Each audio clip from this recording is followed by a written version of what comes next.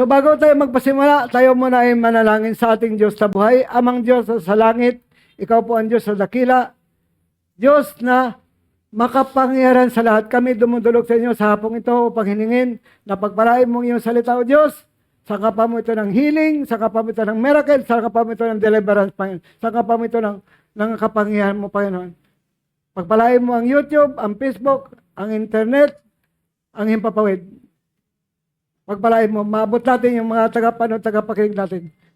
Sa pangalan po ni Jesus, ini ko ang pagkilos, malaking pagkilos ng Espiritu ng Diyos sa aking pangalan sa hapong ito. Sa pangalan po ni Jesus. Amen. Amen. Palakpakan natin si Lord. Kahit hindi ka magaling mangaral, basta totoo ka. Amen po. Kahit hindi ka magaling mangaral, basta totoo ka. Amen. Papakinggan ka ng Diyos. Kahit hindi ka magaling mangaral. Ako hindi naman ako magaling mangaral. Ang ating title ngayon, Nakamtan ang Pangako dahil sa pananampalataya. Dito sa Roma chapter 4, verse 16 hanggang 24, sunod-sunod na verse po yan. Roma chapter 4, verse 16 hanggang 24. Sabi sa 16, kaya nga sa pananampalataya nababatay ang pangako. Sa pananampalataya daw nababatay ang pangako. Upang ito'y maibigay bilang walang bayad na kaloob para sa mga anak ni Abraham. Tandaan natin ang pangako ng Diyos para lang sa mga mananampalataya. Para lang sa mananampalataya ang pangako ng Diyos.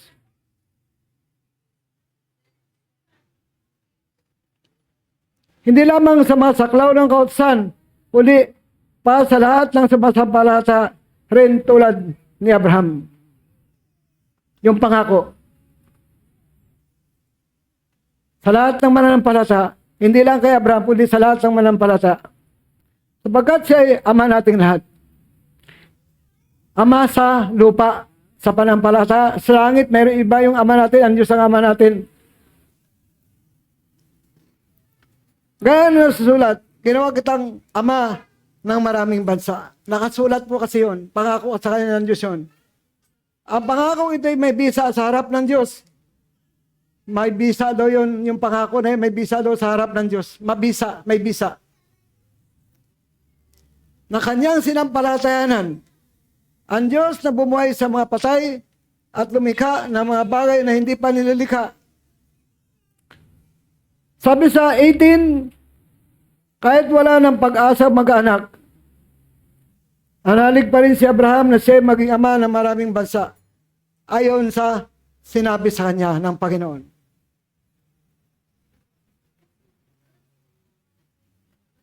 Sindami ng bituin ang iyong maging lahi. Sa ibang salin, kasindami ng bituin sa langit at sindami ng buhangin sa dagat. Yun yung kanyang maging lahi. Nagsimula lang yung sa isa, kay Isaac. Napakalawak ng bisyo ng Panginoon.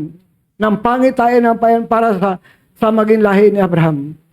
Pagdamihin niya ang lahi ng isang taong matibay ang panampalataya ni Abraham. Isang taong sumunod sa utos ng Diyos.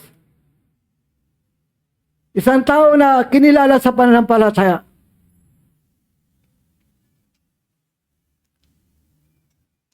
Analig pa rin si Abraham na siya maging ama ng maraming bansa ayon sa sinabi sa kanya ng Diyos. Sindami ng bituin ang iyong maging lahi. Sa 19, hindi nanghina ang kanyang pananampalataya. Kahit ugod-ugod na siya. Palibhasa'y 100 taon na siya noon. Hindi nanghina. Dapat ganito rin ang ating pananampalataya hanggang sa pagtanda. Amen. Hindi dapat nagbabago yung ating pananampalataya. Kahit tumanda na siya, kahit ugod-ugod na siya, palibhasa 100 taon na siya noon, at ang kanyang asawang si Sarah ay baog. Kasi umasa sa pangako ng Diyos. Napakatibay ng kanyang pagtitiwala sa salita ng Diyos. Hindi siya nag-alinlangan sa pangako ng Diyos. Sa halip, lalong lumakas dahil sa kanyang pananampalataya. At nagpuri pa sa Diyos. Amen? Paano kaya kung ikaw si Abraham? 100 taon ka na. Bawag pa yung asawa mo. Magawa mo pa kaya magpuri sa Diyos? Si Abraham nagawa pang magpuri sa Diyos dahil sa laki ng kanyang pananampalataya sa Diyos. Lubos siyang naniwala na tutuparin ng Diyos ang ipinangako nito. Maraming mga pangako ang Diyos na dapat natin panghawakan. Dapat natin paniwalaan na ito'y tutuparin ng Panginoon para sa atin. Kaya dahil sa kanyang pananampalataya siya itinuring ng Diyos na matuwid. Ang salitang itinuring na matuwid ay naisulat ni lamang para sa kanya. Sa 24, kundi para sa atin din naman. Para sa atin din naman ang salitang matuwid. Kasi ang taong may pananampalataya, itinuturing ng Diyos na matuwid. Itinuring din tayo matuwid dahil sumampalataya tayo sa Diyos na muling bumuhay kay Jesus na ating Panginoon. Tandaan natin, yung mananampalataya itinuturing ng Diyos na matuwid. Tulad ni Abraham. Itinuring siya ng Diyos na taong matuwid kasi sumampalataya sa Diyos. Amen? Sana ganito ang ating pananampalataya. Ganito katibay ang ating pananampalataya. Isang pagsubok yun sa kanya. Bakit papaabutin ng Diyos sa 100 taon? Bago siya bigyan ng anak? Bago siya ipagkalob sa kanyang pangako? Kasi habang tumatagal, andyan talaga yung pagsubok. Ang tagal kasi, nagpapakita yan ng pagindalisay. Pag ito to,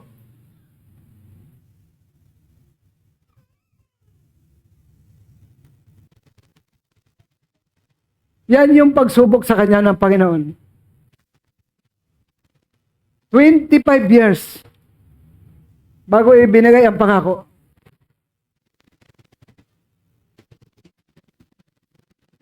Loob ng 25 years, hindi nagbago ang kanyang pananampalataya sa Diyos.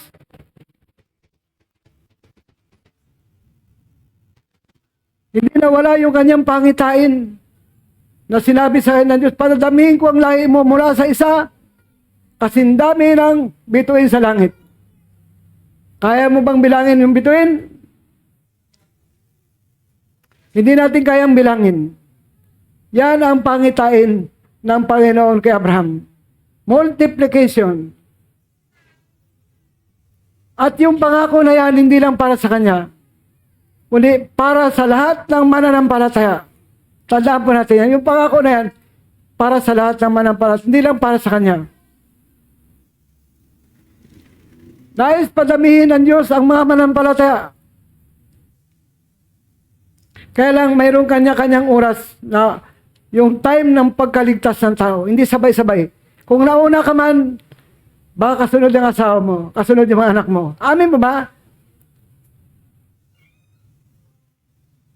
Kaya patuloy tayong nangangaral ng kaligtasan. Kasi ang kaligtasan at buhay na walang hanggan, pangako din yan ng Diyos sa tao. Hindi lang sa pagdami. Kundi, yung susi ay gawin natin yung inuutos ng Panginoon na humayo at ibahagi ang kanyang salita sa mga tao. Sa Martes, may evangelism tayo. Sa Huwebes, may evangelism tayo. Amen? Pwede kayong makipag-isa, pwede kayong mag-support ng financial. Parang nandoon ka na rin. Makita natin ang kahalagahan ng kaluluwa ng tao. Kasi pag hindi natin nabahaginan ng salita ng Diyos ang tao, tiyak sigurado, imperno ang bagsak niya. Malibang siya'y maging manampalataya. Maliban siya'y kumilala sa Diyos. Amen. Kaya, tayong lahat na nakaalam na ng katotohanan, tayong mga ligtas na, tayo yung susi ng Panginoon para maabot ang maraming tao. Tayo ang gagamitin ng Panginoon para dumami ang mananampalataya. Kaya, matupad lamang yung pangitain na yun kung kikilos tayo. Gagalaw tayo.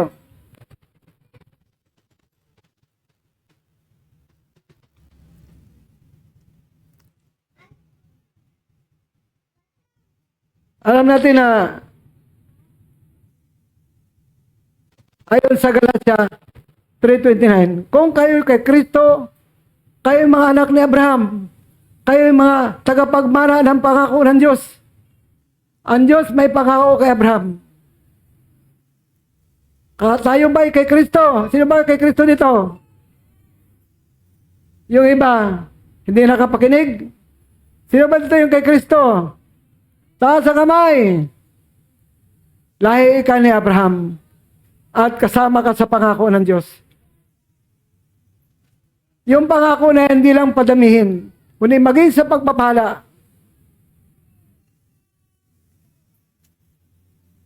Material, spiritual. Kapag ang Diyos ay nangako, totoo. Totoo pa rin niya ang kanyang pangako. Kung paano naging halimbawa ang buhay ni Abraham dahil sa kanyang panampalataya sa Diyos, tinupad ng Diyos ang kanyang pangako kay Abraham. Sa ating mga panampalataya, kung ang ating panampalataya ay tulad ng panampalataya ni Abraham, totoo pa rin din ang Diyos ang kanyang pangako sa atin. Amen. Tapat ang Diyos kapag nangako. Totoo pa rin ang Diyos sa kanyang pangako, sa kanyang pinangakuan.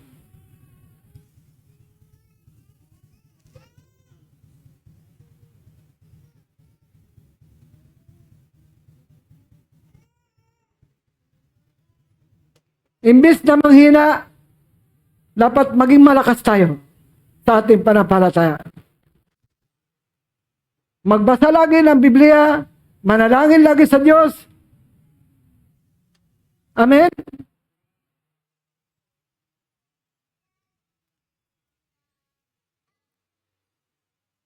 Para lagi nating maalala ang mga pangako ng Diyos. Lagi tayong makipag-uusap sa Diyos. Si Abraham, mapanalangin din si Abraham.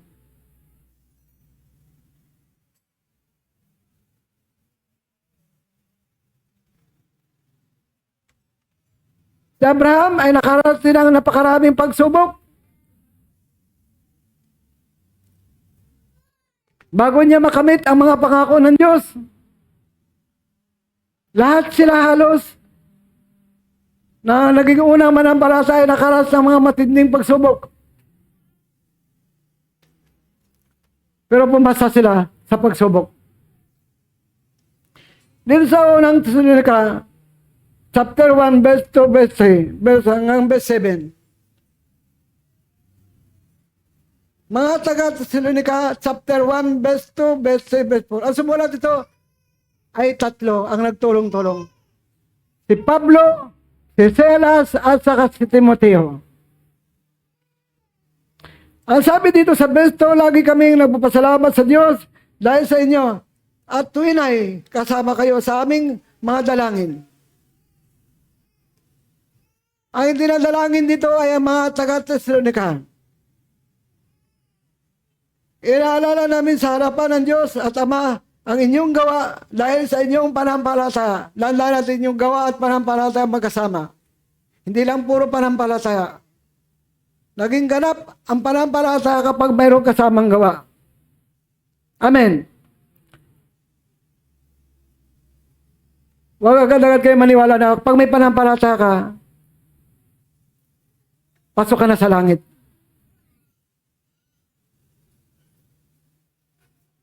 Ibabiyahe ka na ng Panginoon pag namatay ka sa langit. Kailangan mapatunayan din yan sa gawa. Amen. Nandun yung iyong paglilingkod. Nandun ang iyong pagsunod sa mga salita ng Diyos. Nandun yung iyong pagsamba sa Diyos. Nandun yung iyong pagpupuri sa Diyos. Samahan mo rin ang gawa. Madaling sabihin na may panampalataya ako. Po, hindi naman makita sa gawa mo.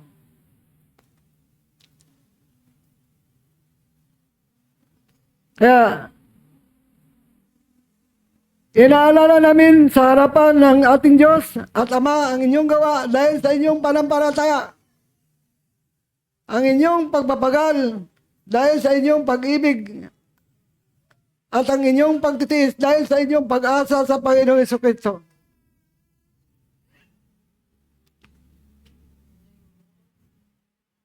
Itong panampalatayang ito ay mahalaga.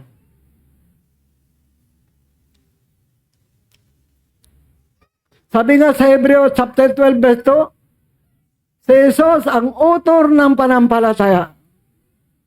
Siya ang pasimula ng panampalataya. Sa Kanya nagmula ang lahat ng panampalataya. Inilalagay ito ng Diyos sa ating puso. Yung pananampalataya. Yung pag-asa kay Jesucristo. Yung pagpapagal, pag-ibig at pagtitiis. Kahit nakaranas sila ng mga pagtitiis at pag-uusig, napanatili nila yung kanilang panampalataya. Tandaan po natin yan. Kahit nakaranas sila ng mga pagtitiis at pag-uusig, napanatili nila yung kanilang pananampalataya sa Diyos. Mga kapatid, nalalaman namin na kayo'y pinili ng Diyos na nagmamahal sa inyo, sapagkat ang magandang balita na lubos namin pinaniwalaan ay pinahayag namin sa inyo, hindi lamang sa pamagitan ng salita, kundi sa pamagitan ng kapangyarihan ng Espiritu Santo. Nakita ninyo kung paano kami namuhay sa inyong piling. Ito'y ginawa namin alang-alang sa inyo.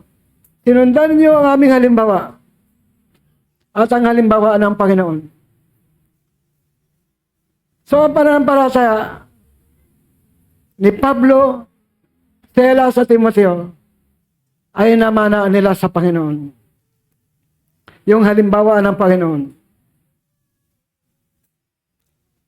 Kahit dumanas kayo ng maraming paghihirap, tinanggap ninyo ang salita ng Diyos na may kagalakang mula sa Espiritu Santo.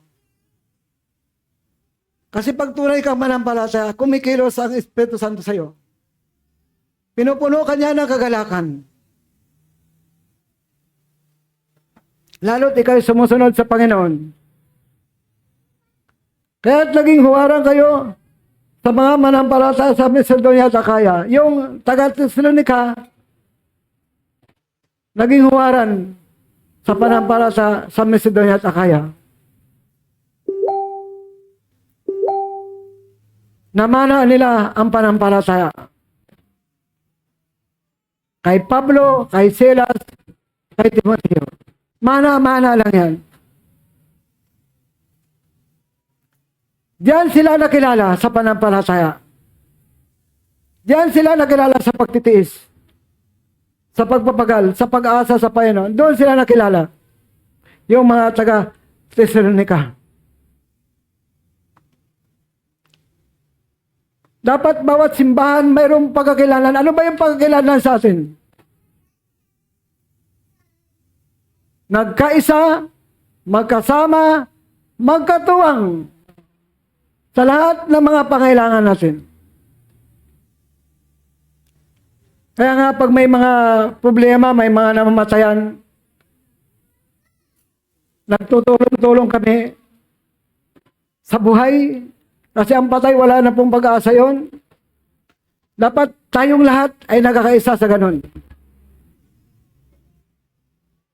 Yung buhay kasi, maraming mga pagtitiis pa yung pagdadaanan. Kaya dapat lagi tayo nagkakaisa sa pagsuporta sa mga nangailangan. Amen po ba? Kasi pag ikaw naman nangailangan, payag ka ba na walang susuporta sa'yo? Amen? Siyempre, hindi. Masakit. May kapatiran ako eh. Tapos, wala man lang dumadamay sa akin. Kaya dumamay ka rin kung ayaw mong damayan ka. Amen mo ba? Makipag-isa ka rin.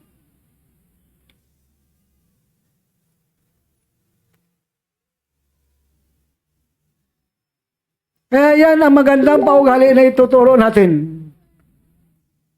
Yan din ang itinuro ni Pablo sa Macedonia at Akaya. Amen. Yung baga, iisa tayo. Kapag may nasaktan, naramdaman natin. Kapag may naghihirap, naramdaman natin. Amen. Huwag tayo yung walang pakiramdam. Hindi mabuo ang 1,000 kung walang 20. Hindi mabuo yung 10,000 kung walang 1,000. Amen. Kaya yung ambag mo, pangpuno yun. Amen.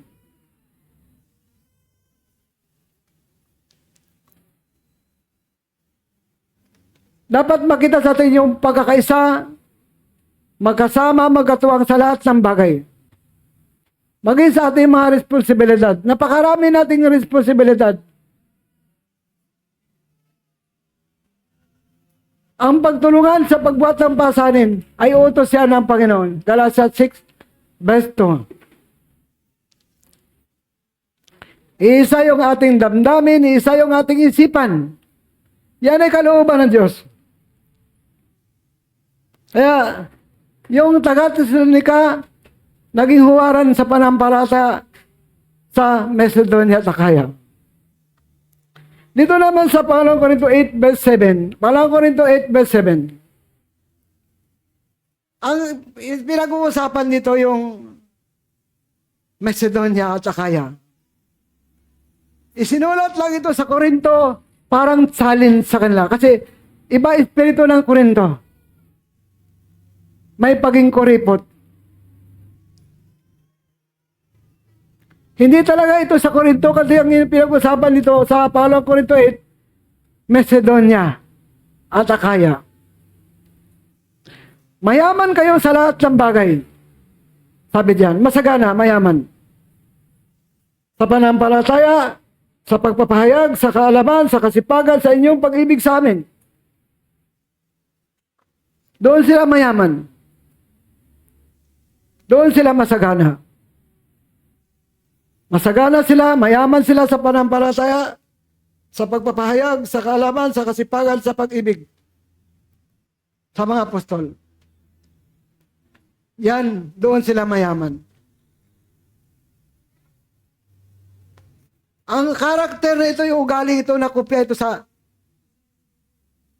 na mga taga-Macedonia at kaya sa mga taga-Thessalonica. Amen. Mana. Kaya sila yung mga simbahang nakilala, yung mga taga-Pilipos, ganun din. Kaya nakuha nila yung goal ng kayamanan, hindi maubos-ubos. Dahil sa malasakit kay Pablo. Panampalataya rin yun.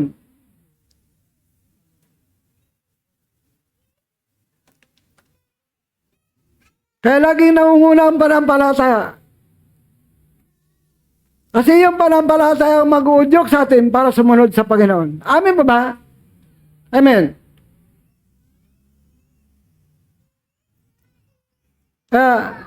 Namana yung kay Abraham. Namana dito ni Abraham kay Jesus Christ. Hebrews chapter 12 verse 2. Mana, legacy. Yung pamana. Kayo pag nagpamana sa mga anak nyo, kami pag nagpamana kami sa mga anak namin, yung pinapamana namin, yung pananampalataya, paging tapat. Kahit maliit, maging tapat ka. Huwag mo na hintayin na maging milyon yan, 5 milyon yan, 1 bilyon yan, bago ka maging tapat. Kasi doon pa lang sa maliit, ipapractice mo na yung paging tapat. Kasi pag hindi mo na practice yung paging tapat, lalo kang maging sakim. Amen. Doon pa lang sa maliit, ipapractice mo na yung paging tapat, paging totoo sa Diyos. Kaya lagi ulit-ulit yan kasi yan naman ay para sa atin. Kasi ang susi ng pagpapala ng Diyos ay nandoon sa tapat na tao. Amen. Alam naman ng Diyos yung buhay natin eh. Alam niya kung talagang totoo ka tapat sa Kanya eh. Alam naman niya kung nag-iimbot ka eh.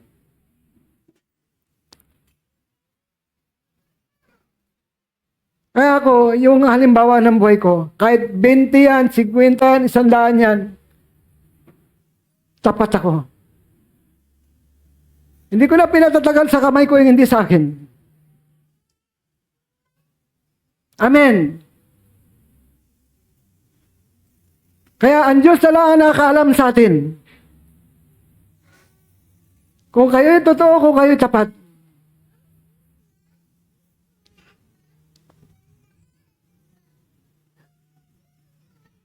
Yun yung pamana na iniiwan namin sa mga anak namin, sa inyo.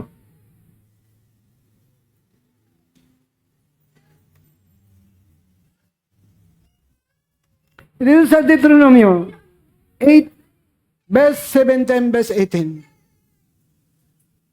Ito rin pangako ng Diyos. Di ba nangako ang Diyos ng multiplication kay Abraham?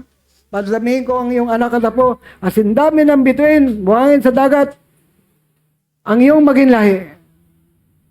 Ito pangako din to ng Diyos. At ang pangako ng Diyos, tutuparin niya ito sa mga tapat sa Kanya.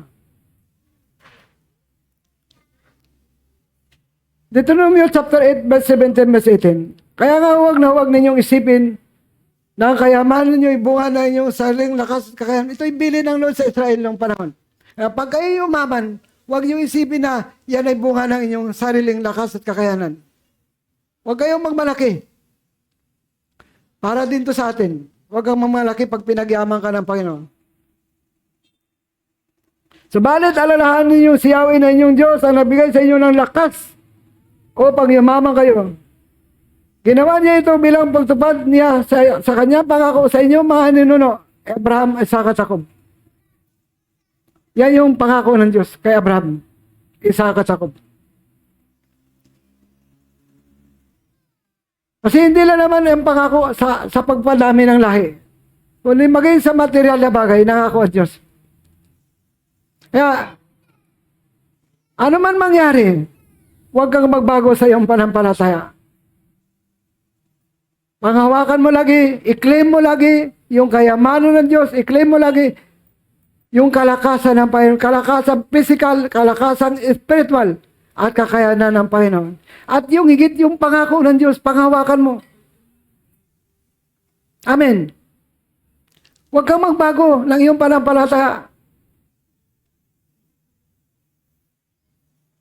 Kahit tumanda ka,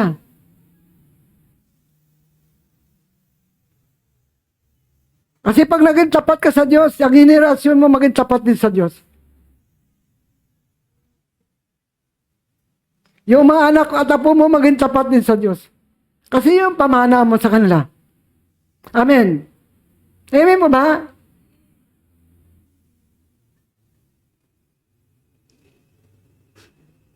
Ginawa yun ng Panginoon para tuparin yung kanyang pangako sa ating mga nuno, Abraham, Isaac at Jacob. Hindi masama maging mayaman. Ang masama yung ganid ka sa kayamanan. Amen. Yung masama yung sakim ka. Pag mayaman ka at marami kang natutulungan, kagalakan yun para sa'yo. Amen mo ba? Masarap ang marami kang natutulungan. Desire ko yan. Nais ko yan. Gusto ko yan. Na makatulong ako sa maraming tao. Lalo sa mga nangailangan.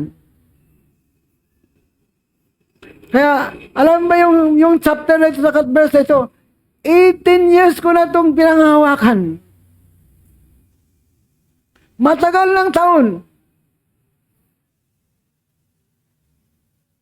Lagi ko itong idinudulog sa Diyos. Lagi ko itong ipinapanalangin sa Diyos.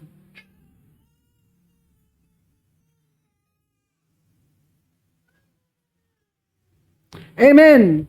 Hindi ko binibitiwan kasi may panampalataya ako na mangyari sa akin ang pangako ng Diyos kay Abraham at sa Jacob. Amen.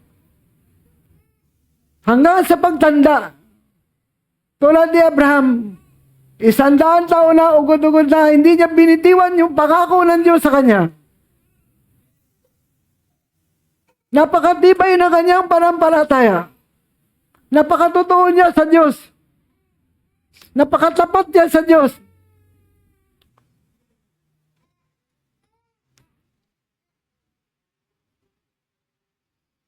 Yan ang hinahanap ng Diyos sa tao.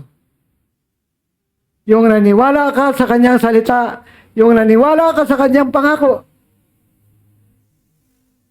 Kaya tingnan niyo yung mga word yan.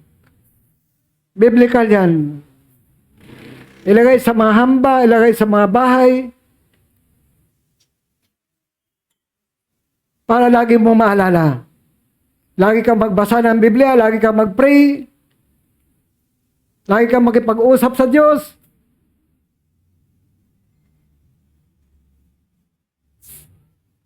Lalo na yung mga leader natin.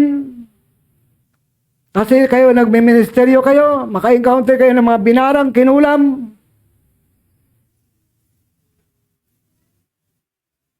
Kung wala kang power ng prayer, hindi mo mapaalis yun.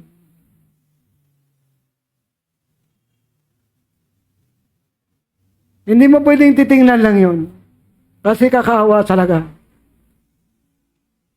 Kaya yung mga mahina, sinasamantala ng demonyo yan.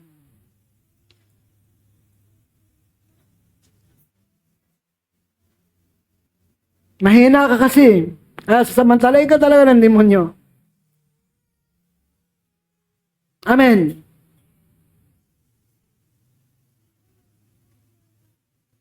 Kaya sinasalin ko kayo lagi magbasa ng Biblia, laging manalangin.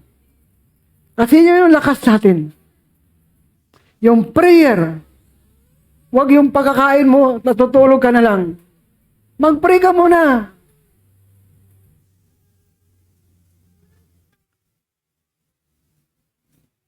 Ako mula na naging manampalataya ako, naging buhay ko ang panalangin.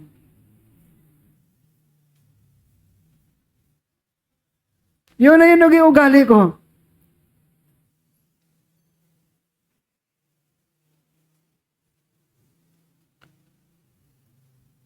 Pagi mo i-claim yung mga pangako ng Diyos. Huwag mong bibitiwan. Parang maawit din yan, awit chapter 2, verse 7, verse 8. Halos ganun din yung pangako. Sa Diyos ang karagatan, sa Diyos ang buong kalupaan, lahat sa buong daigdig, sabi doon, pinakamana ko.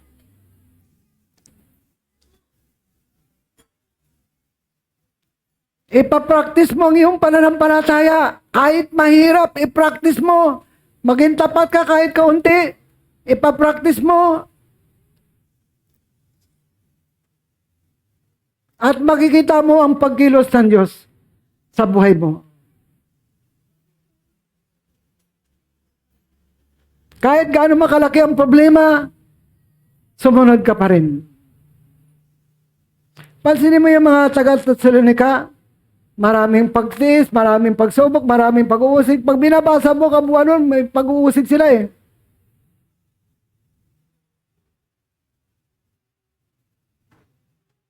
Ikaw ba naman salabat ang problema mo, magawa mo pang mapamintin yung iyong panampalataya? Kasi nakapokus ka sa Diyos. Amen. Yung iba, pag salasalabat na yung problema, ang ginagawa, tumatakbo. Naging backslider.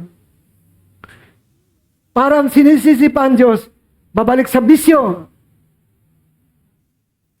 Amen.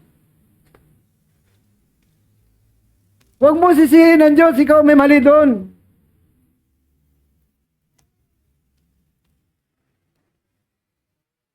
Santiago chapter 2 verse 18 hanggang verse 22. Sunod-sunod na verse.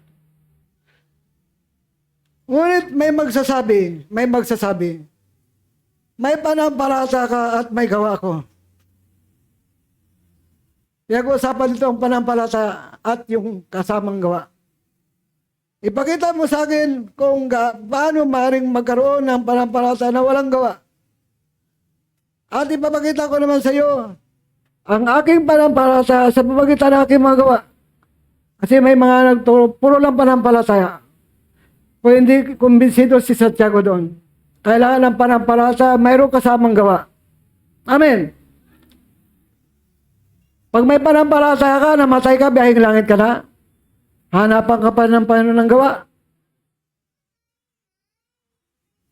Kasi naging ganap ang panampalataya kapag may kasamang gawa.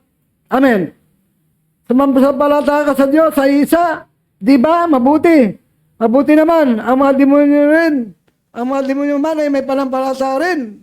Ang demonyo daw may panampalataya rin. Naniwala rin sa Diyos ang demonyo. Kaya lang, walang gawa, walang pagsamba, walang paglilingkod, walang pagsunod. Amen. Hindi siya sumusunod sa Diyos. Pero may panampalataya din ang demonyo. Kaya maraming mga kalahiin ng demonyo na basta naniwala ako sa Diyos, may panampalataya ako sa Diyos to. Hindi sumusunod sa Diyos, hindi sumusunod sa utos ng Diyos, hindi naglilingkod sa Diyos. Basta lang may paniniwala. Satanas ay naniwala rin sa Diyos. Nanginginig pa. Pero hindi sumusunod sa Diyos. Hindi naglilingkod sa Diyos. Hindi sumasamba sa Diyos. Amen. Ang mga demonyo ay may panampalataya rin at nanginginig pa. Isa kang hangal, sabi ni Santiago, nais mo bang patunayan ko sa iyo na walang kabuluhan ang panampalatayang walang kasamang gawa? Walang kabuluhan. Ang panampalatayang walang kasamang gawa.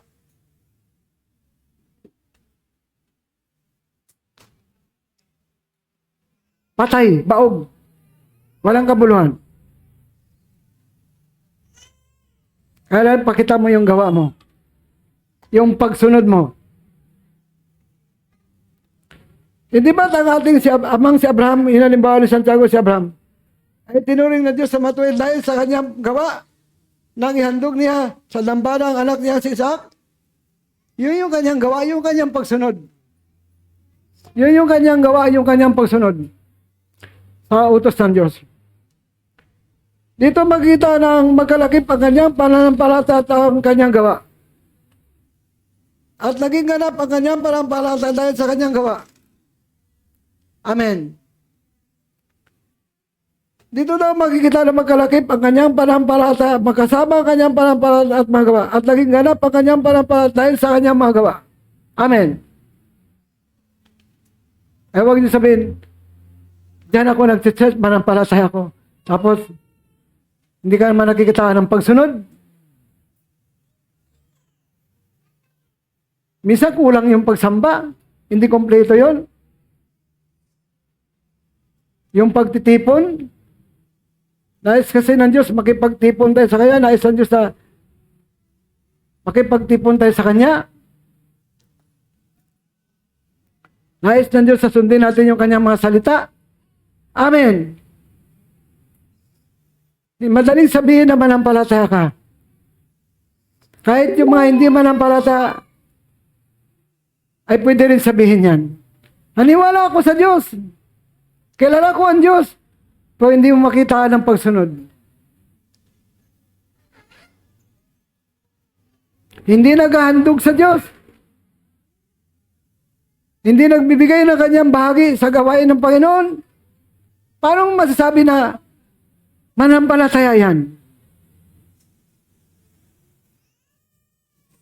Ang genuine na manampalataya, makikita yung kanyang gawa at pagsunod. Tulad ni Abraham. Nung ihandog niya si Isaac sa dambana.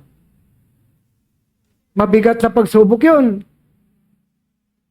Yun ang pinakamabigat na pagsubok. Ipinangako sa iyo isang anak. Tapos nung malaki na, 12 years, 13, sabi na Diyos, ihandog mo sa akin. Tumunod si Abraham, kahit masakit sa kalooban. Buong puso niya ang sinunod ng Diyos. Kaya siya itinulong na ama ng panampalataya sa lupa. Kasi may ama tayo sa langit. Amin ba? Ama ng maraming bansa. Kasi kakaiba ang kanyang pinakitang panampalataya nung sundin niya ang Panginoon. Amen. Tayo, kunting pagsubok. Minsan umatras, minsan tumatalikod. Minsan parang nagtatampo pa tayo sa Diyos. Minsan parang sinisisi pa natin ang Diyos. Kung bakit nangyari yung ganun. Testing lang sa atin ni Lord yun. Testing lang, testing ka lang ng Panginoon. Amin po ba? Lahat tayo ay nakasang testing o pagsubok.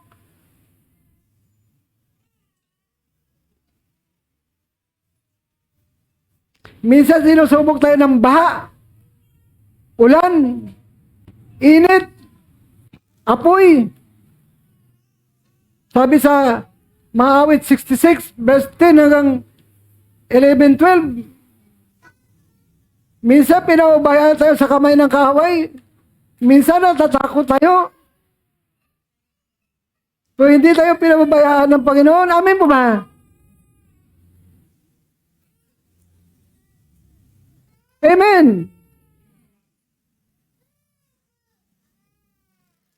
Tulad nila Daniel, Sadrach at Abednego.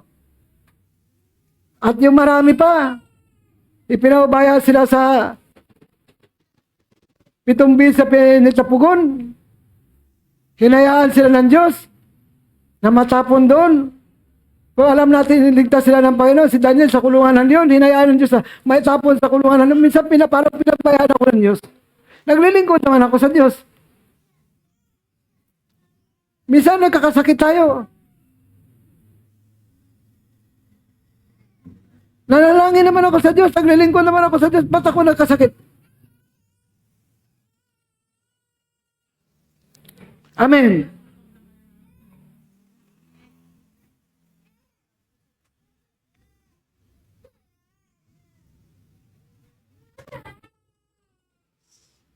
Kami nga, yung prayer, yung paglilingkod, yung panampalataya, mayroon pa rin mga sakit na dumadating. May mga aksidente pa rin na dumadating. Amen? Hindi mo yan ipagtampo. Bahagi ng buhay yan.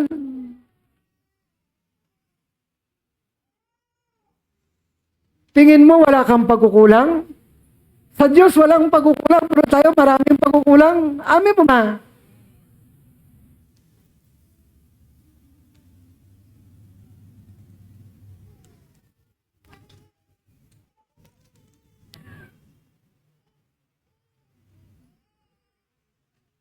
Kaya ang pangako para sa mananampalataya. Ang pananampalataya nababatay sa pangako.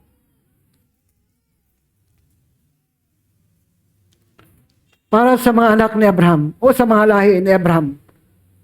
Galatia 3:29, kung kayo kay Kristo, kayo lahi ni Abraham, kayo mga anak ni Abraham at saka pagmana ng pangako ng Diyos. Panghawakan mo. Hindi lang kay Abraham ang pangako, kundi maging sa atin kasi tayo kay Kristo.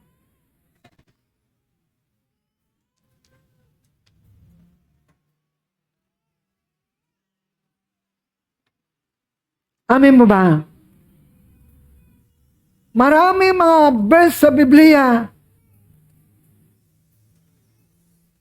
na nagpapatunay na ang pangako ng Diyos hindi lang kay Abraham, kundi sa kanyang lahi. Kapag tayo'y manampalataya, itinuring tayong lahi ni Abraham, mga anak ni Abraham. Ito sa Lucas chapter 11, verse 9, verse 10. Lucas chapter 11, verse 9, verse 10. Kaya sinasabi ko sa inyo, ang Diyos ang nagsasalita dito. Humingi kayo at kayo bibigyan. Humanap kayo at kayo makatagpo. Kumato kayo at kayo pagbubuksan. Sapagkat ang bawat humingi ay tumatanggap. At ang bawat humahanap ay nakatagpo. At ang bawat kumakatok ay pagbubuksan. Humingi ka raw. At bibigyan ka ng Diyos. Para yan sa mga humingi. Ay kung wala kang hinihingi, bibigyan ka ba ng Diyos? Wala ka namang hinihingi. Amin mo ba? Humingi ka.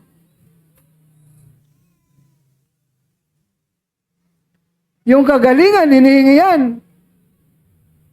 Yung kaligtasan, buhay na walang hanggan, hinihingi yan. Yung pananampalataya, hinihingi yan sa Diyos. ilagay sa puso natin.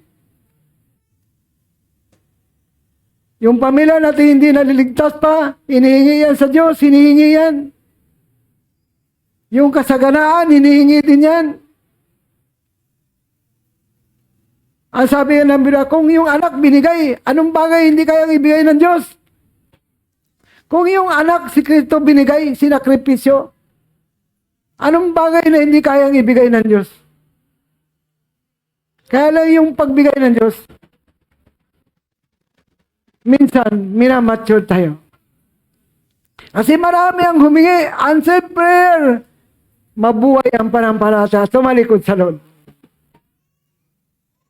Nawala sa paglilingkod sa Panginoon. Yun yung hinapon yung pagpapala. Nakalimutan yung nagbigay ng pagpapala.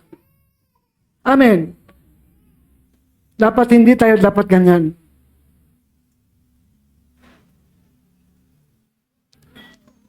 Dapat tumatayo tayo sa tunay na panampalataya. Kaya ako noon, kahit na 12 hours ako nagtatrabaho, hindi ko iniwan ang gawain ng Diyos. Driver kasi ako. 12 hours pagod na pagod ka.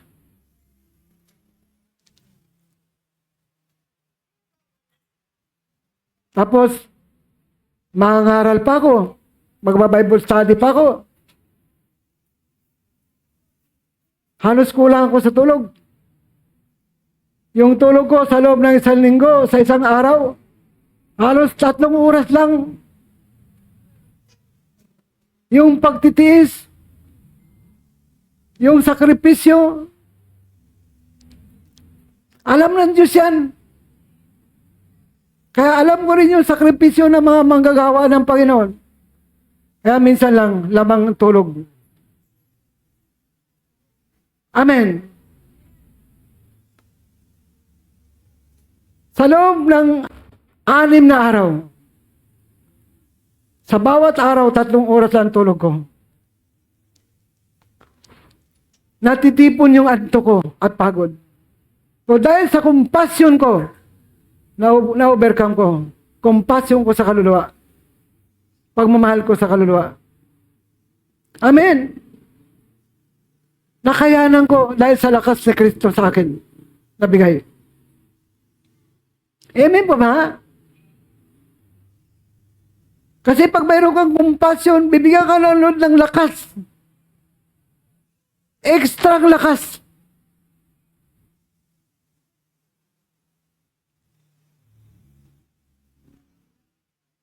Kaya nga tinuturo ko, magkaroon kayo ng compassion.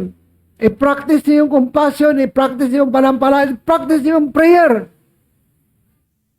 Magugulat ka, nakasurvive ka pala doon sa critical na kalagayan. Amen! Practice lang yan. Ilang oras ka ba nanalangin?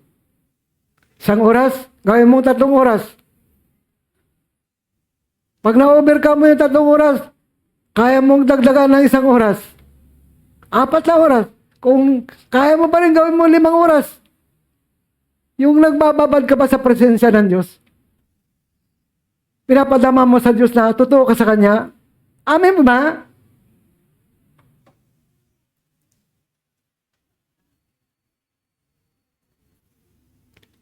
Naramdaman niyo ba habang nagpipre ka?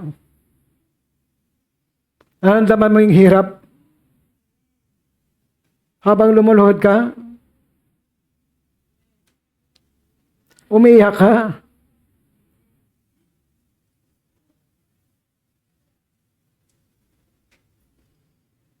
Masakit na yung tuhod mo? Naramdaman mo yung pag-iyak?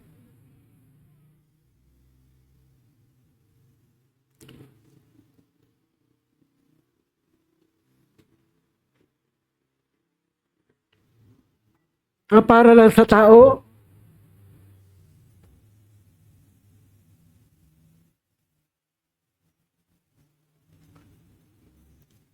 Pinagpipre mo maligtas ang tao? Pinagpipre mo gumaling ang tao? makalaya sa pagkagapos ng dyablo.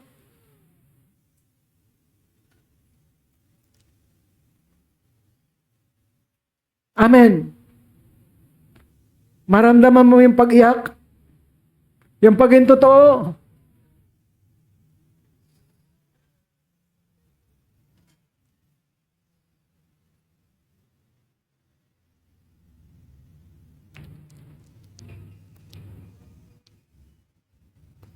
Kaya yung mga humingi lamang, yun lang bibigyan ng Diyos.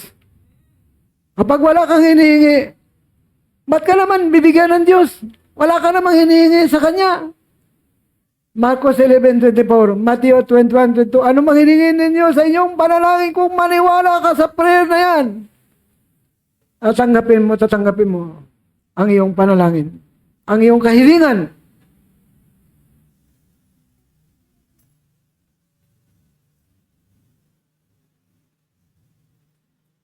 Kung yung tagal mo sa presensya ng Diyos, kung yan ang susi para marwalhati mo ang Diyos, gawin mo. Amen? Minsan mas gusto ng Diyos yung matagal ang ating presensya sa Kanya.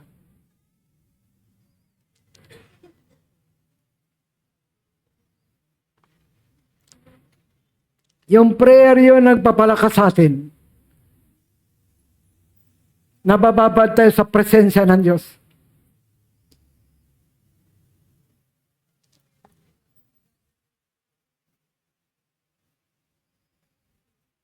Masarap mababad sa presensya ng Diyos. Yung malinis na malinis ka, banal na banal ka. Siyempre, harap ka sa Panginoon, lahat ng kakulangan mo, lahat ng kasalanan mo, ipag-repent mo muna, ipagsisi mo muna, para maging karapat-dapat ka sa pagharap mo sa Panginoon. Amen. Hebreo chapter 11 verse 1 hanggang verse 2. Ang pananampalataya ay katiyakan na mangyari ang ating mga inaasahan. Ay ito yung pananampalataya ni Abraham. Nagkaroon ng katiyakan yung kanyang inaasahan sa pangako ng Diyos. Ito yung ating inaasahan. Yung ating pananampalataya, kasiguraduhan na mangyari ang ating mga inaasahan. Yan ang sabi ng Diyos. At panindigan tungkol sa mga bagay na hindi nakita. Alam natin ang Diyos hindi nakita. Siya Espiritu. Kinalugdan ng Diyos sa mga tao noong unang panahon dahil sa kanilang pananampalataya. Nalugod ang Diyos sa mga tao noong unang panahon dahil sa kanilang pananampalataya sa Diyos. Nalugod ang Diyos sa panahon natin dahil sa kanyang pananampalataya sa Diyos. Amin mo ba? Tao sila, tao rin tayo. May pananampalataya sila, may pananampalataya din tayo. Nagpipre sila, nagpipre din tayo. Amen. Tinugon sila ng Panginoon, tutugunin din tayo ng ating Panginoon sa ating mga prayer. Basta tumingi ka, bibigyan ka ng Diyos. Amen.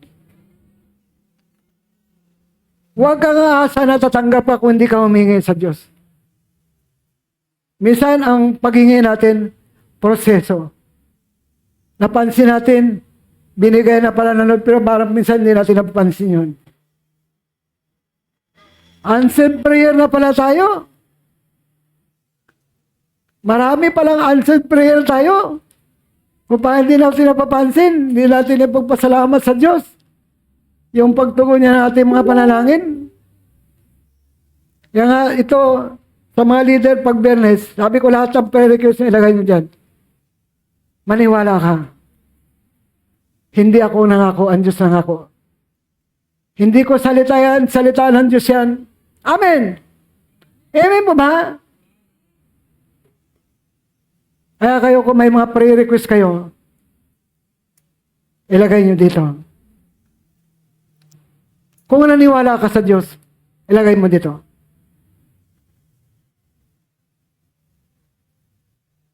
Kung hindi ka naman naniwala, nasa yan. Basta ang sabi ko, kung naniniwala ka sa Diyos, na sabi ng Diyos, humingi ka at bibigyan ka ng Diyos, ilagay mo yung mga prayer request nyo. Amen. Huwag kang mag-alinlangan kasi kalaban ng Diyos ang pag-alinlangan. Kalaban ng panampalataya yung pag-alinlangan. At kalaban ng Diyos yung pag-alinlangan. Ang gusto ng Diyos, totoo ka. May panampalataya ka. Amen?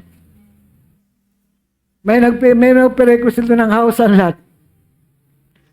Garahe, sasakyan. Amen?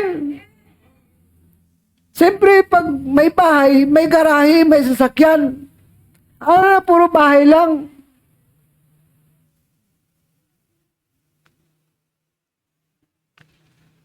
Multiplication tayo. May mga anak, may mga apo. Yung mga bahay nyo, maliit yan. Amen. Maliit yan. Dumadami tayo. Tingnan mo ang pagdami. Dapat dumadami din yung prayer mo. Amen mo ba? Dumadami din ang lahat.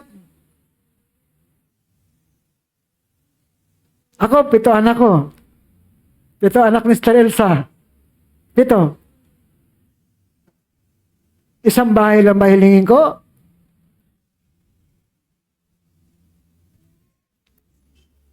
Siyempre, isa-isa siya. At mayroon pa mga henerasyon, may mga apo pa. Basta't ako naniwala na totoo ang Diyos. Totoo ang pangako ng Diyos. Amen. Ipinalam ko na sa inyo yung mga pangako ng Diyos. Madali man, matagal man, haniwala kung tutuparin ng Diyos sa kanyang pangako. Amen? Binigyan ko kayo ng idea. Dumadami kayo. Sobra sa isa, sobra sa 2, sobra sa 3. Dumadami tayo.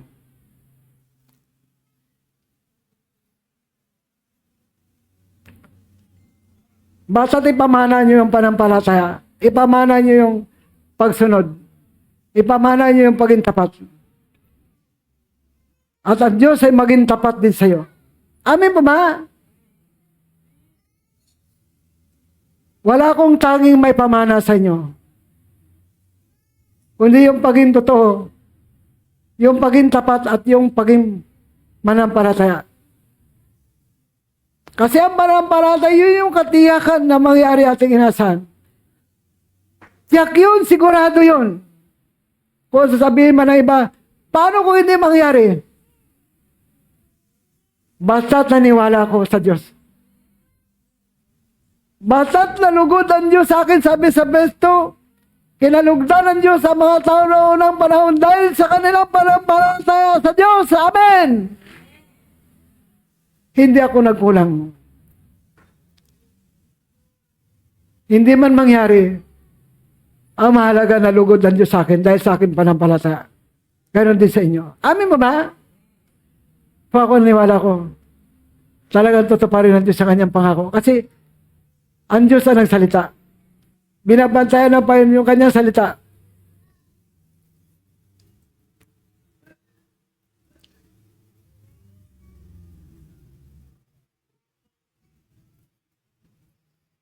Amen? Humingi ka sa Diyos at bibigyan ka ng Panginoon. Huwag kang aasa na tatanggap ka kung hindi ka humingi. Dahil ang pangako para lang sa humingi na may paniniwala.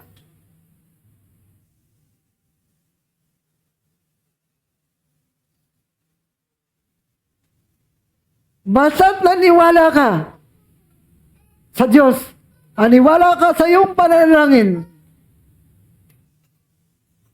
nag-pray ka pa tapos di ka mananiwala. Dapat nag-pray ka, may paniwala ka sa panalangin mo. Na ang Diyos ay tutugon. Amen po ba? Kaya nga tinuruan tayo, mag-pray kayo sa akin, sabi ng Panginoon eh. Manalangin kayo sa akin, humingi kayo sa akin. Hingin niyo aking espiritu at ibibigay ko.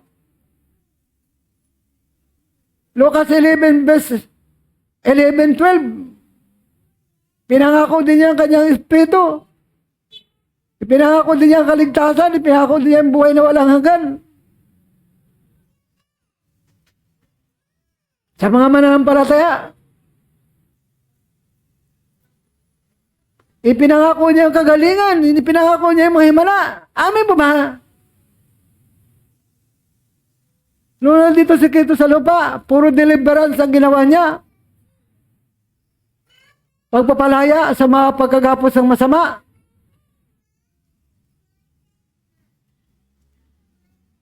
Para ang mga tao ay makapaglingkod sa kanya ng malaya. Pinagaling niya yung mga sakit. Para yun sa mga naniniwala. Kaya na sa atin ang kalayaan. Amen? Dapat buo ang iyong paniwala, buo ang iyong panampalataya. Tulad ni Abraham. Na kahit tumanda na, baog pa yung asawa, aniwala siya sa pangako ng Diyos. Abraham, dahil sa naging tapat ka sa akin, dahil sumunod ka sa akin, pagpapalain kita. Pagpapalain ko ang iyong lahi. At sa pamagitan ng iyong lahi, pagpalain ko ang lahat na angkan sa daigdig. Amen.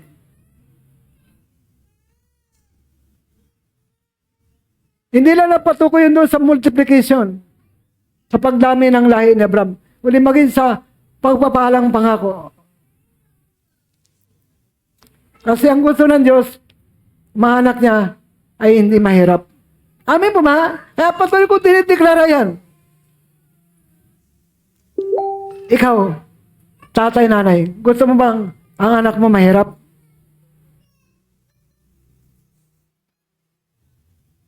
Nasa iyo yan sa paniniwala mo yan. Ako, hindi ko matiis na ang anak ko naghihirap. Ang gusto ko, sila ipagpalain ng Diyos. Kaya ako nag-pray, na sila ipagpalain ng Diyos. Ganon din yung prayer ko sa inyo. Alam niyo ba mas maganda yung corporate prayer? Sama-samang panalangin. Nakakaisa sa damdamin at isipan. Isa ang ating motibo, isa ang ating panalangin. Amen. Mas may puwersa yun.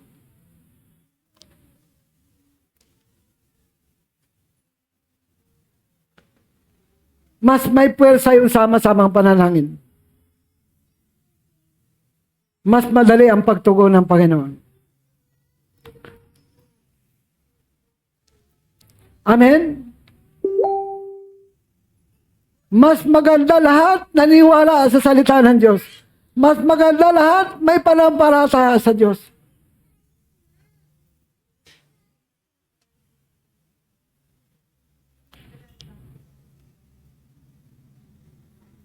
Mas maganda lahat sumusunod sa utos ng Diyos. Mas maganda lahat sumusunod sa salita ng Diyos. Amen. Iisa ang ating motibo. Iisa ang ating panampalataya. Iisa ang ating pagsunod. Amen po ba? Yun ang maganda doon.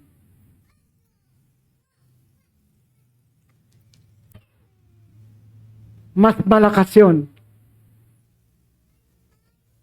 Mas power yun. Kasi kung hindi ka nagpipray, parang alangan ka magturo. Parang hindi ka totoo sa tinuturo mo. Pero kung babad ka sa prayer, babad ka sa panalangin, pag-ayuno, bawat sasabihin mo, totoo. Amen. Tagus yun. Nanggagaling talaga sa puso.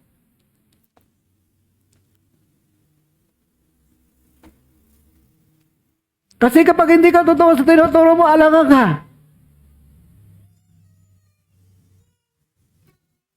Sa sarili mo may doubt ka. Alinlangan ka.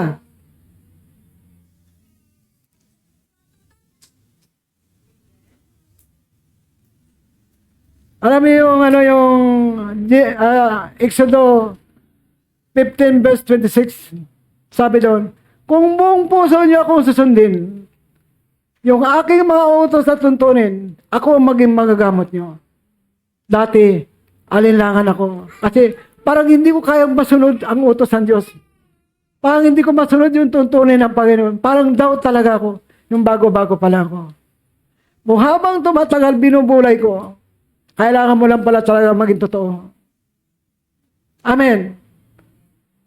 Noong una, parang hindi ko kaya makasunod.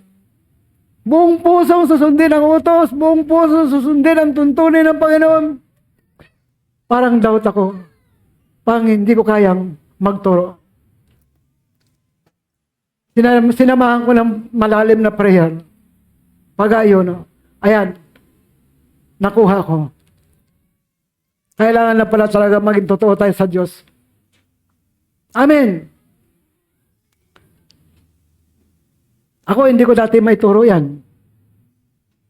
Kasi hindi ko nasusunod eh.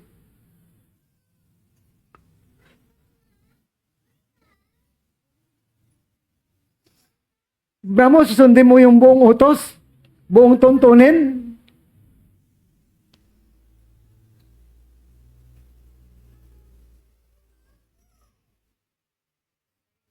Meron naman nakasunod talaga eh.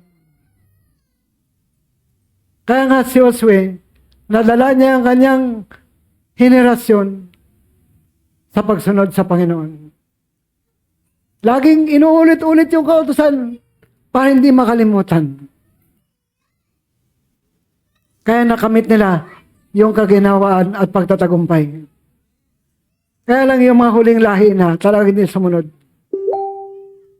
Amen? Kaya na sa pagsisikap natin yan, ang kailangan na natin maging totoo sa Diyos. Maging tapat sa Diyos.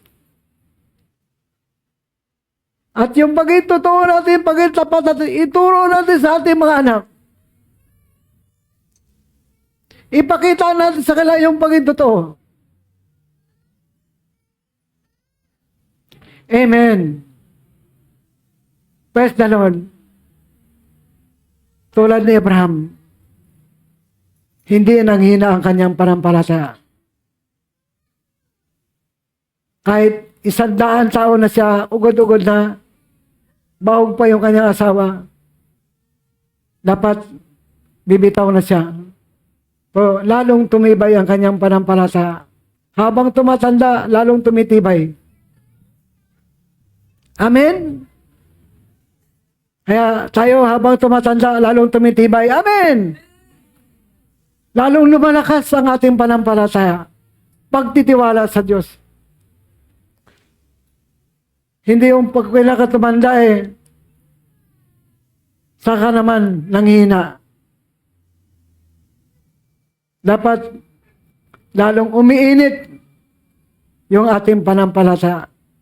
Lalong nagbabaga ang ating paglilingkod sa Diyos. Lalong nagbabaga yung ating panalangin sa Diyos.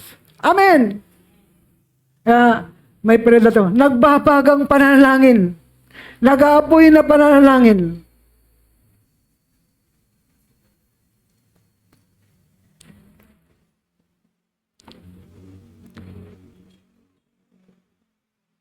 Nakita kayo na nagbabagang apoy? Ganun yung nagbabagang pananalangin. Yung nakadama ka ng hirap, kung naramdaman mo yung paging totoo.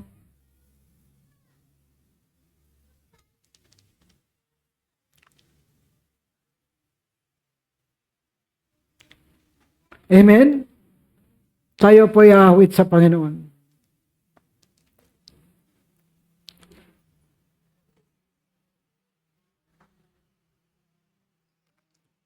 Sa Diyos tayo lumapit. Sabi nga sa Santiago chapter 4 verse 8, lumapit kayo sa Diyos at lalapit din siya sa inyo. Pag lumapit tayo sa Diyos, lalapit din siya sa atin. Sa Matthew 11:28, lumapit sa payo lahat na napapagal, nabibigatan. at mayroong pasan at sila bibigyan ng payo ng kapahingahan. Hebrews chapter 4 verse 16. Huwag tayo magatubiling lumapit sa trono ng mahabaging Diyos at doon kakamtan natin yung pagkalinga at sabag niya sa atin.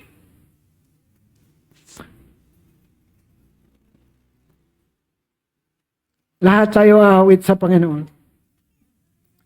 I-invite natin yung banal na Espiritu sa ating kalagitnaan.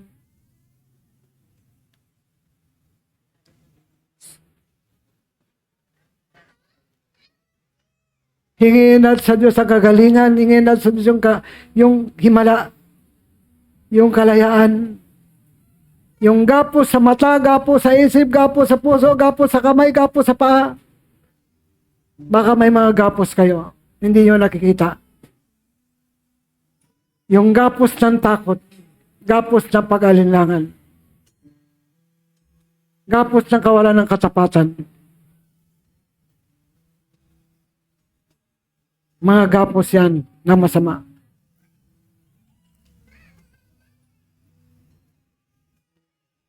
Minsan hindi natin alam, may mga kasalang nakikita, may mga kasalang hindi nakikita, may mga kasalang sinadya, may mga kasalang hindi sinasadya. Hingin natin ang tawad sa Panginoon. Yung mga pagkukulang natin. Marami tayong mga pagkukulang. Yung hindi pagsunod, isang malaking pagkukulang sa Panginoon. Kasi ang Diyos ay banal. Kaya lahat ng mga kalapit sa Kanya ay mga banal din. 1 Thessalonians chapter 5 verse 23. Yung Espiritu, kaluluwa at katawan, dapat banal. 1 Peter chapter 1 verse 15 verse 16. Ang Diyos na tumawag sa atin banal, magpakabanal tayo. Hingin natin yung power ng Holy Spirit na kumilos sa ating kalagitnaan. Maabot yung kapitbahay natin. Maabot ang YouTube, ang Facebook, ang impapawid, ang internet, ang radyo, television.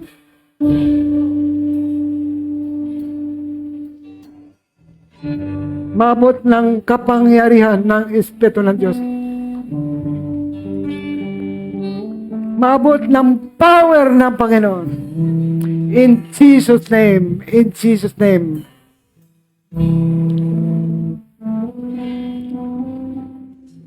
Humingi tayo sa Diyos. Kilala ka ng Panginoon.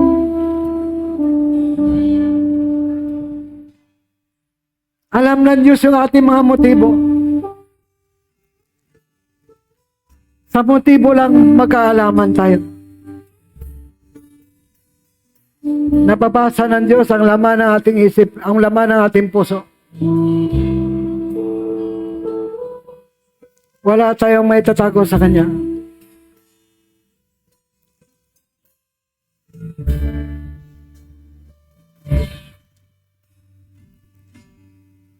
Alam niyo si Pablo sa Acts 16:25-26, nag-pray, nag-worship sila ni Silas. Alam niyo kumilos ang power ng Lord. Nagkaroon ng deliverance. Nakalas yung mga kandado ng pintuan, nakalas yung mga tanikala ng mga bilago. Iba yung power ng prayer, power ng worship. Dapat dinidesire ng ating mga worshiper.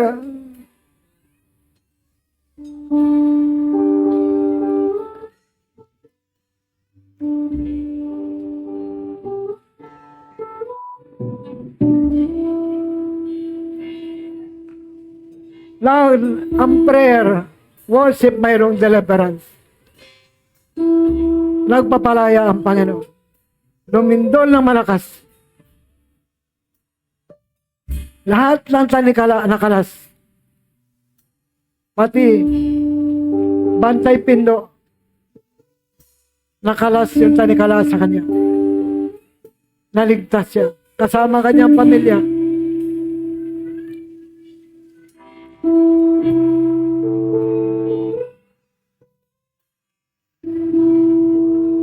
Umawi tayo sa Espiritu. Manalangin tayo sa Espiritu. Dahil ang Diyos sa Espiritu.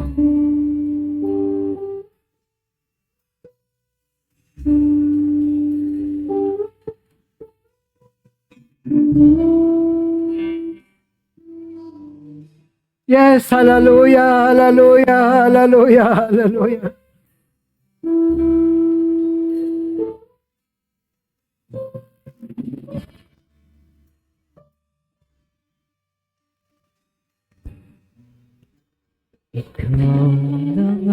Purihin natin ang ating Panginoon.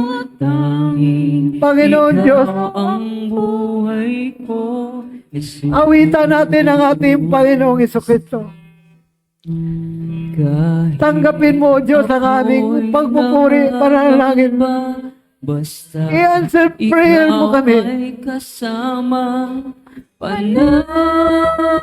Alam mo yung mga motibo namin sa panalangin, yung paligtas lahat ng tao, lahat ng hari, lahat ng may kapangyarihan, lahat ng pamilya. Ito yung aming pakiusap sa'yo.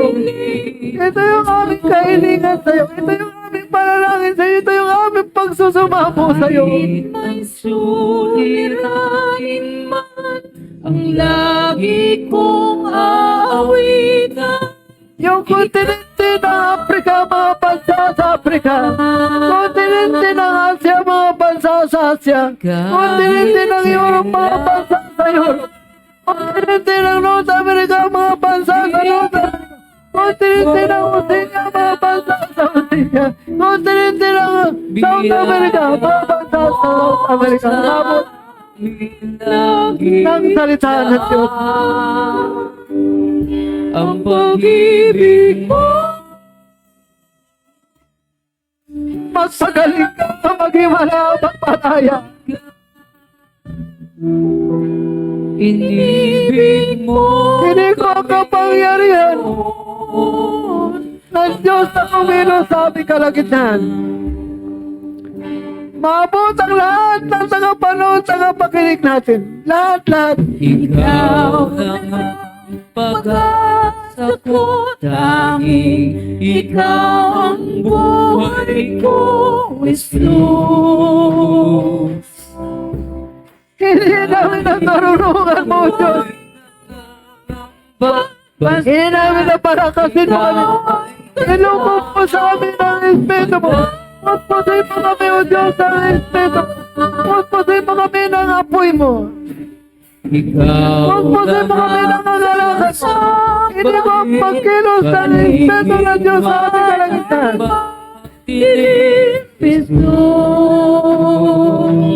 Oh, holy, holy, holy. May sulirain, Banal ang Diyos. lagi kong aawitan. Ikaw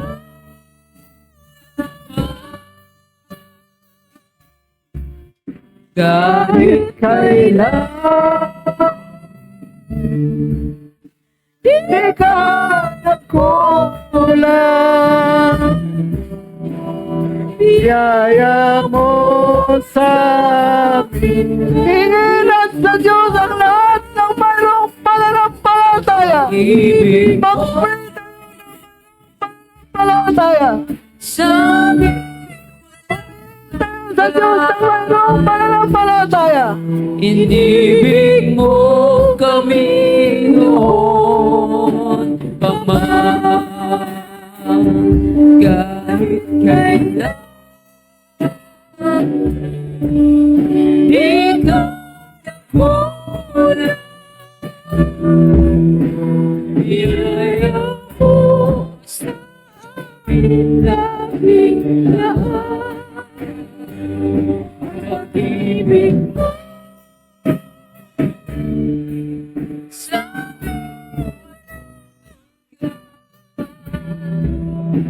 inibig mo kami noon pa man. Panginoon, kinakabahan sa ako'y inibig mo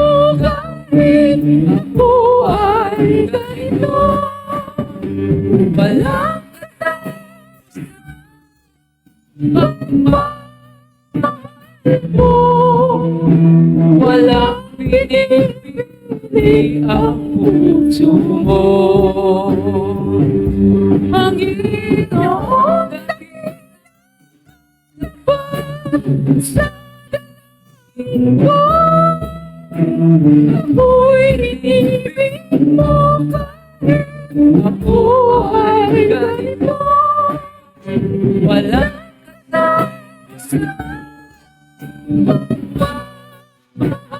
mo, walang pinipili ang puso mo.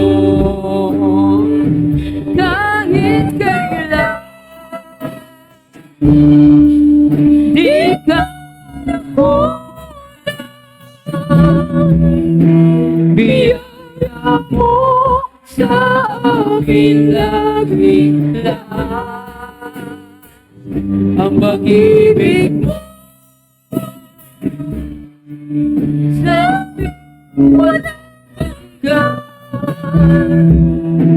Inibig mo kami noon pa man. Kahit kailan di ka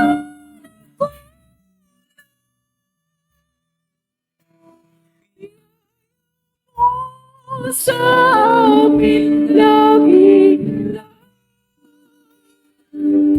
ang pag-ibig mo sa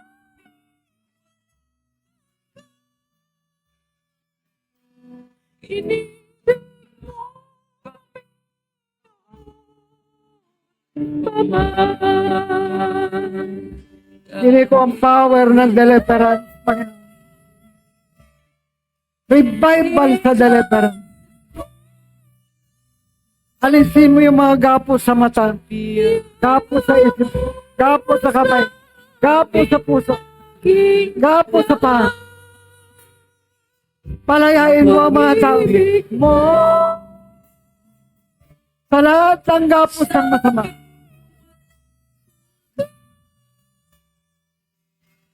Inibig mo kami. Lahat na gawa ng kadiliman ay aking ginawasak sa ngalan po ni Jesus. Pinaparayas in Jesus' name. In Jesus' name. In Jesus' name. Sa isip, sa puso. Laging laan. Kung sino yung may panampalataya, inayayahan ko dito sa unahan. Ihakbang natin ang ating pa.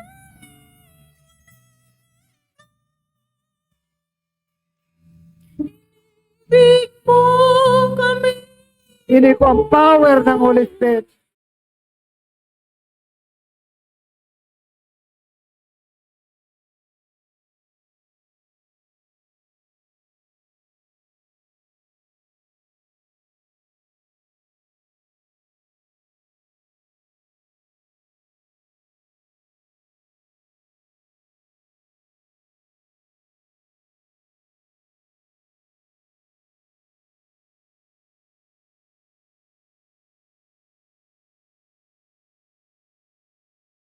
Internet, ang radyo, television,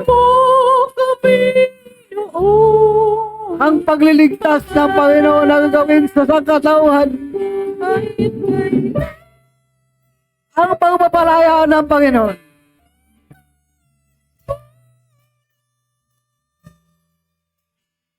Niyaya mo sa amin lagi laan. Repent, repent, repent. Kahit kasalanan hindi nakikita, sinadya, hingin nyo ng tawad sa Diyos.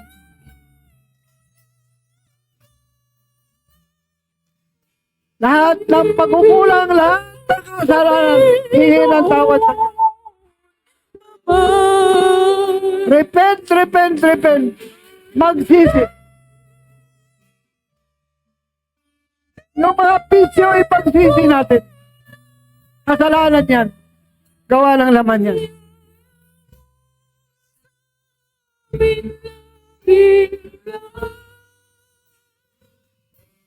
pag-ibig mo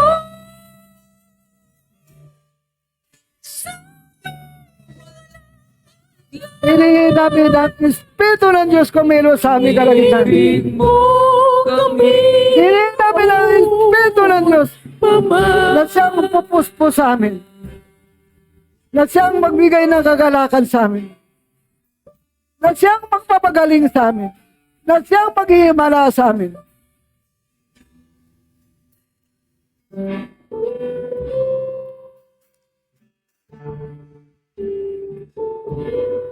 Marunong ka bang humingi sa Diyos? Humingi ka at bibigyan ka ng Panginoon.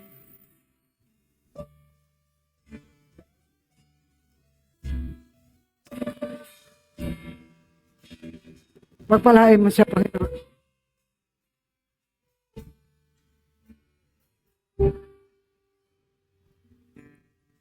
Puspusin mo siya, O Diyos, ng Espiritu mo. Lukuban siya, O Diyos, ng Espiritu mo. Palakasin siya, O Diyos, ng Espiritu mo.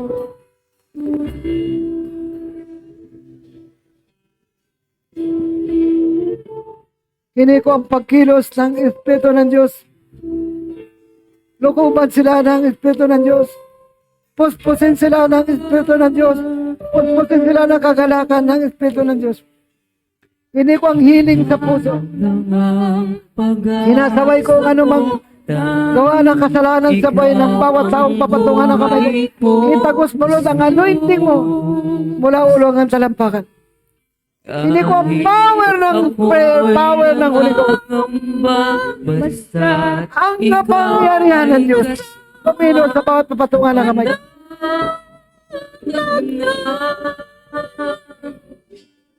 Tatagos ang kapangyarihan ng Diyos. Tatagos, tatagos, tatagos. Tatagos ang kapangyarihan ng Diyos.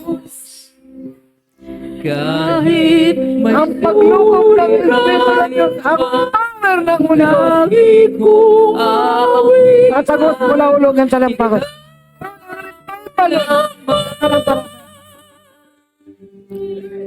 kahit kailan In Jesus' name, in Jesus' name, in Jesus' name.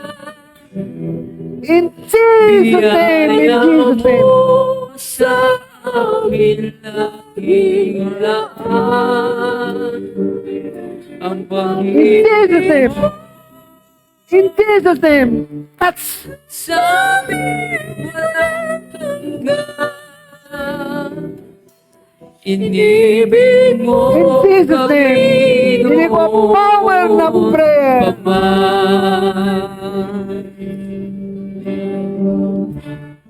Dadaloy mula ulo hanggang talampakan ang kapangyarihan ng Diyos. pag-asa ko, Ang kapuspusan ng Espiritu ng Diyos. Ang kagalakan ng Espiritu ng Diyos sa aming puso. Sa puso ng bawat papatungan ko ng kapatid. Hindi ko ang kagalingan. Dumaloy ang healing, ang miracle, ang deliverance, ang power ng Lord. Pumelo sa bawat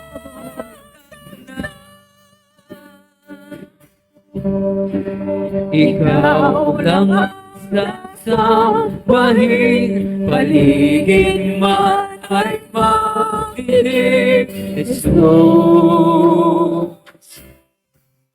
Kahit may sulit, lagi ko Hindi ko ang power ng Holy Ghost. ikaw. Hindi ko ang kapangyarihan ng Espiritu ng Diyos. Kumilos. Kahit Sa aming kailan kalagitnaan. Ang kapuspusan ng Espiritu. Hindi ko ang pag-ipo ng Diyos sa buhay ng bawat papatungan ng kamay ko. Hawak ako. Diyos, pagay kamay ko.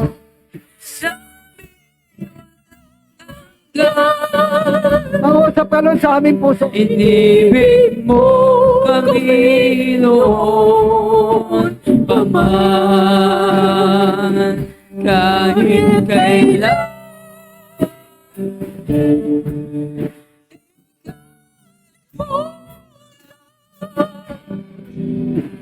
biyaya mo sa amin laging laan.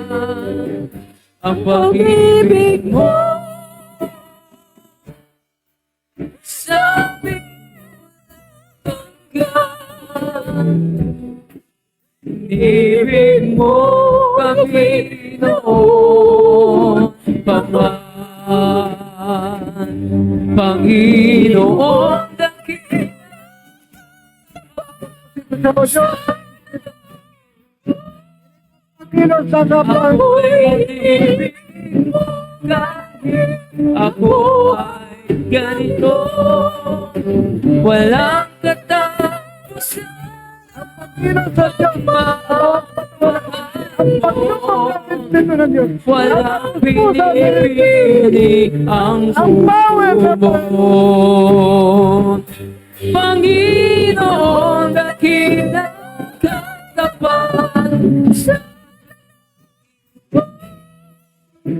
ako'y Pagkilos sa Espiritu ng Diyos sa bawat patungan ng kami. Pagpuspo sila ng Espiritu. Pagpuspo sila ng kagalakan. Hindi ko ang bawal ng Panginoon. Ang kapangyarihan ng Diyos kumilos sa aming kalagitnaan. sumo. In Jesus' name. In Jesus' name. Pagpuspo kami noon na kagalakan.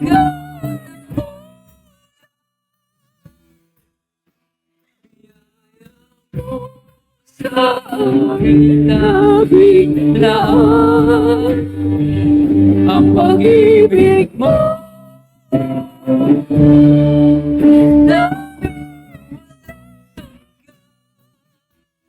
Puspusin mo sila o Diyos. Ang Espiritu mo. kami Hindi mo pagkilos ang Espiritu ng Diyos sa aming kalagitnaan. Hindi mo kapuspusan ng Espiritu ng Diyos. Hindi mo kakalakan. Hindi mo kagalingan. Alisin mo yung mga kapos. Alisin mo yung mga panikala. Kapos sa mata, kapos sa isip, kapos sa puso, kapos sa kamay, kapos sa paa. I rebuke. I rebuke. sa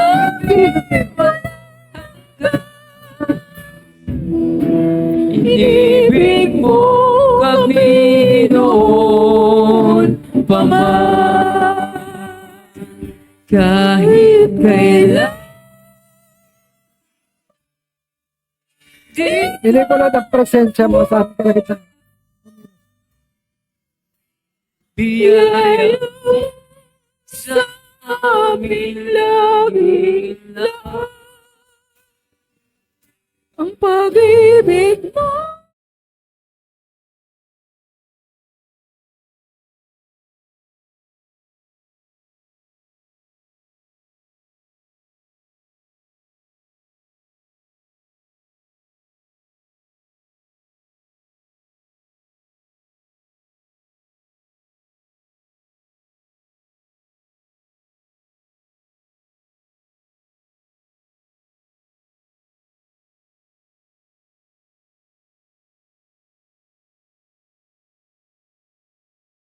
Kaya i-receive natin.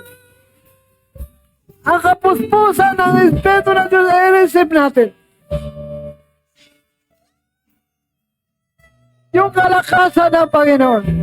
Yung pagpapala ng Diyos ay i-receive natin.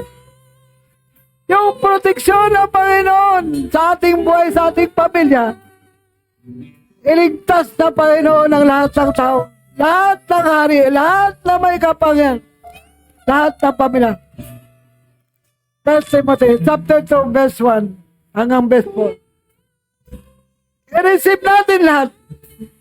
Healing, i-receive natin. Miracle, i-receive natin.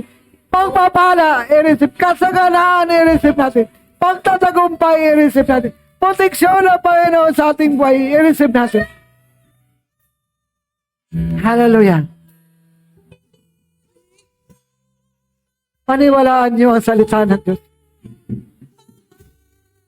Pagpalain mo Lord ang internet, ang YouTube, ang Facebook, ang impapawid, ang radyo, ang telebisyon. Lahat ng tagapanood, tagapakinig natin. Pagpagaling ka, Panginoon. I-receive nyo ang healing. Receive. Miracle receive. In Jesus' name. In Jesus' name. In Jesus' name. In Jesus' name. Sa pangalan po ni Jesus. Sa pangalan po ni Jesus. Sa pangalan po ni Jesus. Salamat, Panginoon, sa pagtugon mo ng aking Panginoon. Salamat po, Ama, sa pagtugon mo ng panalangin. Sa oras na to. Hindi ko ang kalakasan mo. Palakasin mo kami. Thank you, Lord. Thank you, Lord. Thank you, Jesus. Thank you, Jesus. Thank you, Holy Spirit. Sa pagkilos mo sa aming kalagitan. Salamat. In Jesus' name. In Jesus' name. In Jesus' name. Amen. Amen. Amen.